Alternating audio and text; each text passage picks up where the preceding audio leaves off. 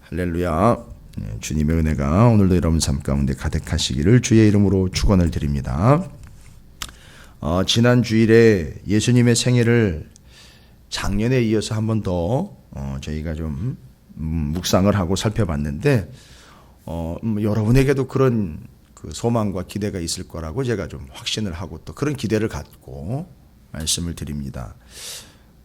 목회자인 제게 있어서는 그 예수님의 생애를 늘 이렇게 붙잡고 있고 묵상을 하고 있지만 이번 부활주의를 통해서 다시 한번 정리를 쭉 하고 난 다음에 또 다시 복음서를 이렇게 읽다 보니까 이게 또 다시 한번 또 상당한 그 진보가 있게 됐다라는 것을 좀 말씀을 드리고 싶어요.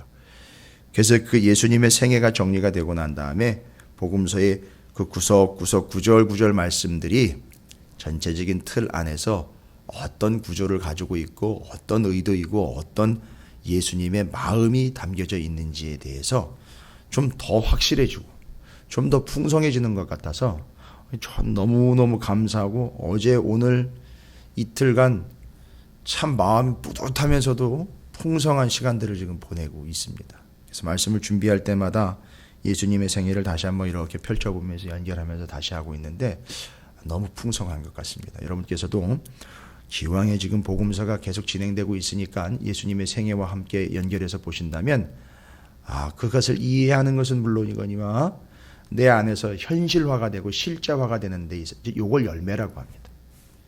그게 그냥 이해하고 끝나는 게 아니라 그것이 드러나서 이런 것이고 이렇게 되는 것이구나라는 게 실제화가 될 때 우리는 그걸 열매라고 하고요.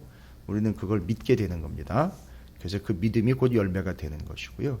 이런 사람들은 기도할 수밖에 없어요. 오늘 이야기가 바로 그 이야기입니다. 이 성전에 대한 이야기입니다. 잘 보시면 12절부터 26절까지의 본문이 히브리 문학의 구조처럼 가운데 뭔가 센터에 자리 잡히고 있고요. 그러니까 12절부터 26절까지예요. 그러니까 12절부터 26절까지만 봤을 때 가운데 핵심이 지금 센터에 자리 잡히고 있어요. 그게 바로 뭐냐 하면 성전입니다. 그리고 그 성전을 중심으로 그 앞부분에 12절부터 14절, 뒷부분에 20절부터 26절. 제가 문장 구조를 파악하는 게 아닙니다. 이건 본문이 기록된 예수 그리스도의 의도와 마가가 파악해낸 예수 그리스도의 정확한 중심 메시지를 기가 막히게 파악을 해낸 다음 기록을 해낸, 그래서 누가 읽든지 간에 이건 좀 제대로 이런 식으로 읽어서 예수님이 말씀하시려고 하는 것이 무엇인지를 좀 제대로 깨달아라 하는 아주 그냥 확 던져져 버린 말씀이에요.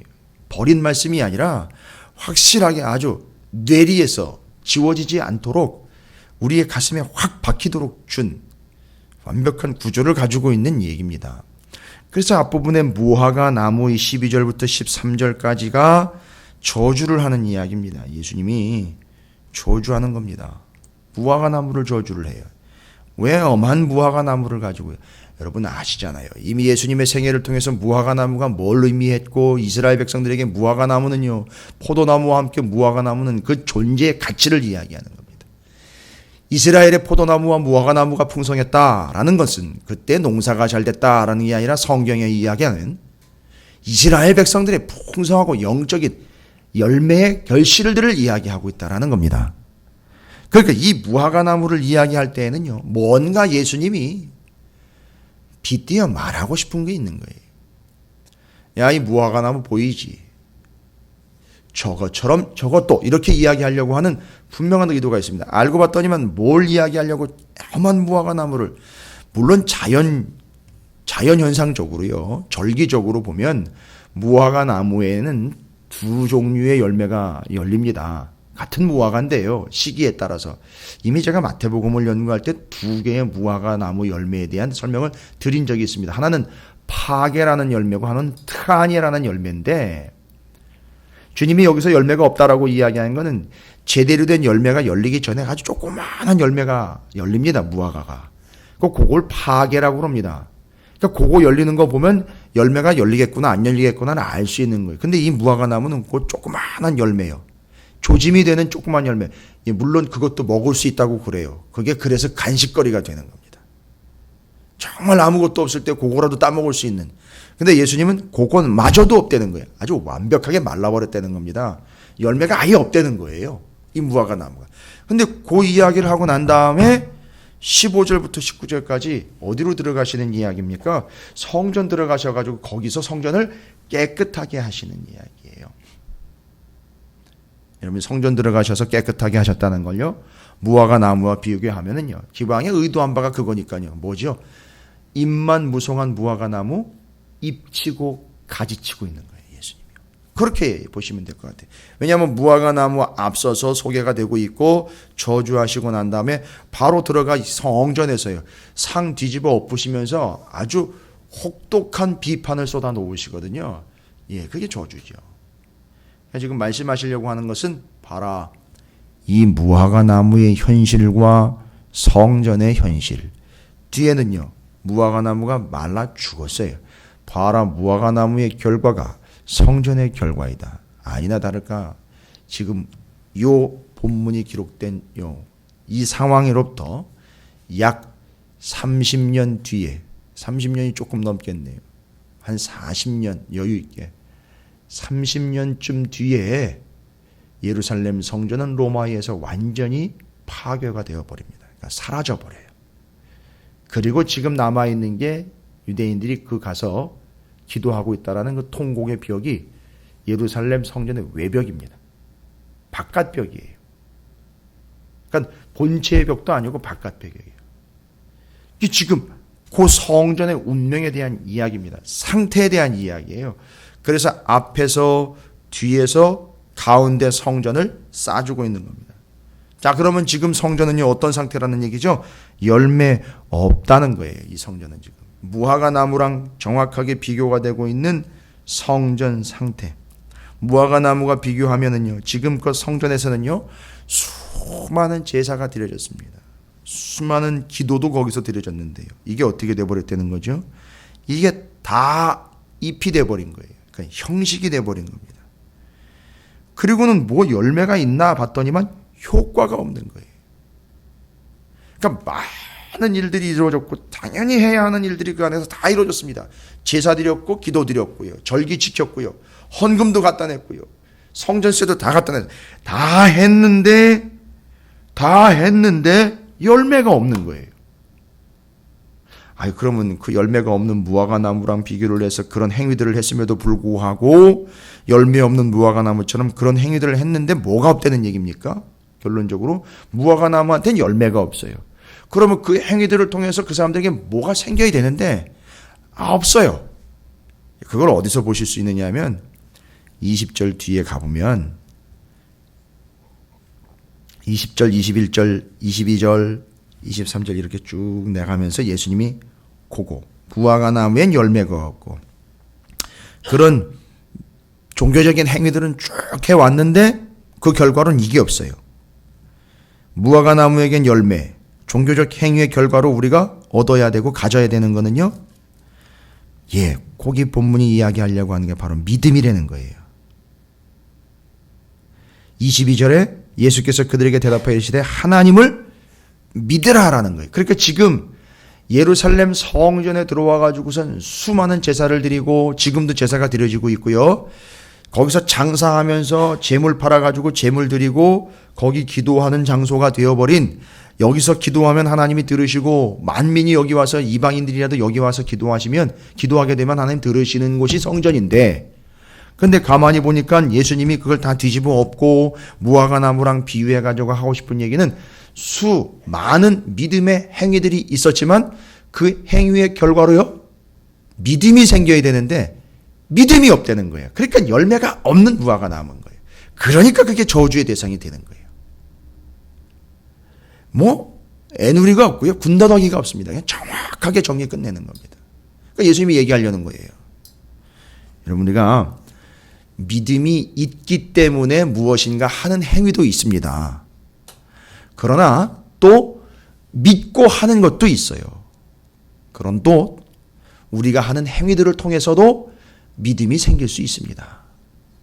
모든 우리의 믿음의 행위들이에요. 우리가 그걸 알아요. 인정합니다. 다 믿음이 있기 때문에 그런 걸 하는 건 아니에요. 그러나 우리가 믿는 바는 뭐냐면 그 행위들을 통해서 우리는 믿음을 갖게 될 수 있다는 거예요. 그러면 종교적으로 이야기하는 게 아니라 신앙적으로 예루살렘 성전에서 드려지고 있는 모든 행위들을 통해서 우리는요, 무엇을 가지게 되느냐? 믿음입니다. 궁극적으로 하나님에 대한 믿음이 제대로 생기면은요, 하나님의 아들로 오신 예수 그리스도가 오셨을 때 그를 믿게 되게 돼 있어요.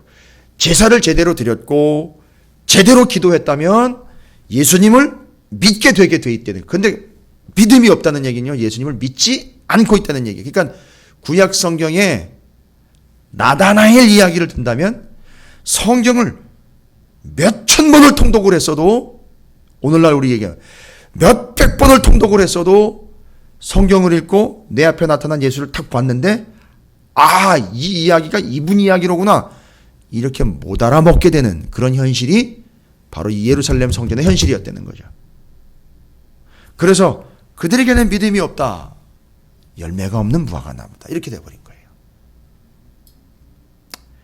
그러니까 지금까지는 그들이 형식적으로 믿음이 있는 것처럼 여러 가지 일들을 다 해냈지만 결국 속이 비어버린 열매 없는 무화과 나무 신세가 되어버렸다. 그러니까 지금까지 너희들이 한 믿음의 행위는 효과가 없는 것이라고 예수님이 그냥 도장을 쾅 찍어버리신 거예요. 왜요?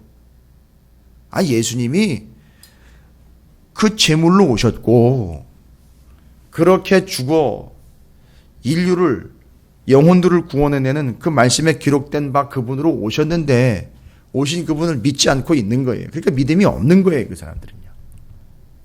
자, 이런 상태입니다. 그 다음에는요, 이게 성전이 무화과 나무다라는 걸로 비교가 되고 있다면은, 제가 좀 전에도 나다나엘 이야기를 드렸지만, 이게 참 메시아인 줄을 알아봐야 되잖아요, 예수를. 요한복음 1장 48절, 49절, 우리가 주일날 이미 예수님 생애 때 나다나엘이 예수님을 어떻게 알아봤는지 아주 정확하게 소개가 되고 있잖아요. 요한복음 1장 48절, 49절에는 이렇게 기록이 되어 있습니다. 나다나엘에게 이르되 어떻게 나를 아시나이까? 예수께서 대답하여 이르시되 빌립이 너를 부르기 전에 내가 무화과 나무 아래 있을 때에 보았노라.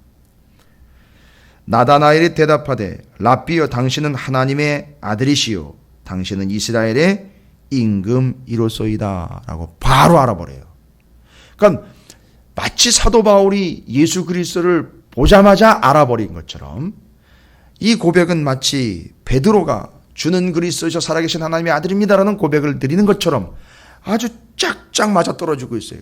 그러니까 이 나다나엘은 예수님이 바로 그 얘기를 툭 던지는 순간, 무화과 나무 아래에 있을 때 널 봤다. 그럼 내가 무화과 나무 아래에 있을 때 성경, 토라, 율법, 예언서를 열심히 살펴보고 있었는데 그걸 보고 있는 나를 알아보았고 지금 내가 뭐 하고 있었는지를 이분이 알고 있다는 얘기는 영락 없구나.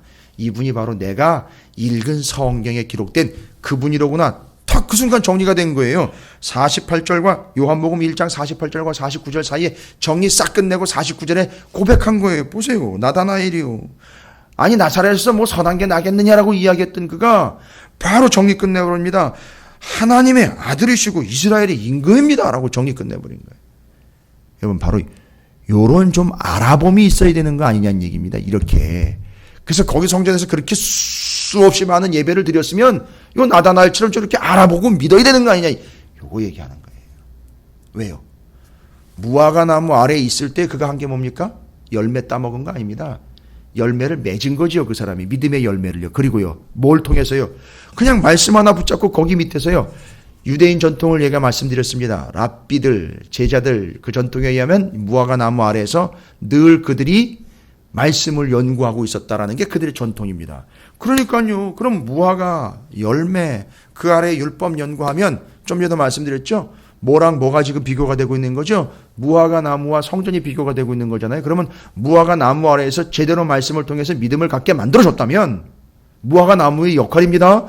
그러면 그거랑 비교된 성전의 역할은 뭡니까? 성전의 기능을 통해서 이들이 믿음을 갖고 예수를 알아보게 해줬어야죠. 나다나엘처럼.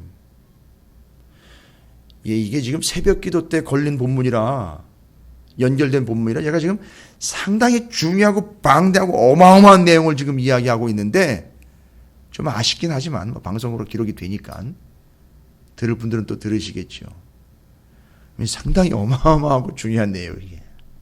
이렇게 해서 무화과 나무와 예루살렘 성전이 비교가 되고 있는 거죠. 기가 막힌 구조입니다. 이건 아주 완벽한 구조예요. 그러니까 무화과 나무 아래 나다나엘이 예수를 알아본다. 성전과 비교가 되고 있는 무화과 나무. 그러면 성전 그 안에 들락날락하는 이들이 제사를 통해서 기도를 통해서 예수를 알아본다. 이 구조로 가져야 되는 거거든요. 근데 지금 그게 안 됐다는 거예요. 그래서 무화과 나무를 저주하면서 이와 같은 무화과 나무 꼴이 바로 예루살렘 성전이다라고 이야기하는 거예요. 그래서 그 정확하게 이제 정리가 되셨을 거라고 믿습니다. 무화과 나무에 열매가 맺히는 것처럼 성전에서는 열매가 맺혀야 되는데 그 열매가 뭔가 봤더니만 믿음이었다는 거죠. 나다나엘이 무화과 나무에서 예수를 알아봤던 것처럼 바로 그 믿음, 예수 그리스도를 알고 믿게 되는 믿음이라는 겁니다. 믿, 요겁니다. 이렇게 가는 거예요. 영성이라는 것은요. 알고 믿고 이렇게 갑니다. 순종은요. 나다나엘이 따랐어요. 자, 그렇게 됩니다. 그러면은요. 예루살렘 성전의 본 기능이 뭐였느냐? 그것들을 통해 믿음 갖게 하는 거죠. 그 다음에 두 번째예요. 성전은요. 뒤에 느닷없이요. 믿음에 대한 이야기로 하고요.